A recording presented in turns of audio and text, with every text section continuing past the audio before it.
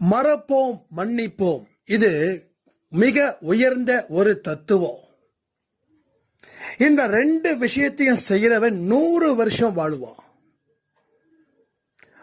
நமக்கு என்ன அநியாயம் நடக்குதோ அதை மறந்துட்டேன்னு வச்சுக்கோங்களேன், பிரச்சனையே கிடையாது. அதே போல யாரு நமக்கு எதிராக வாழாட்டினாலும், அவங்களால நம்ம பாதிக்கப்பட்டாலும், அவங்கள மனப்பூர்வமா மன்னிச்சுட்டோன்னு வச்சுக்கோங்களேன், ஆயுசு 100 தாங்க உங்களுக்கு.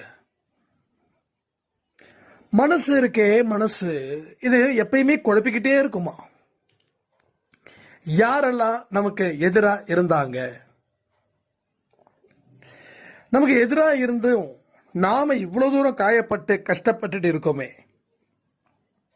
அவங்க எவ்வளவு சிறப்பா வாழ்ந்துகிட்டு இருக்காங்க அப்படின்னு தொடர்ந்து அவங்கள பத்தியே நினைச்சிட்டு இருக்குமா.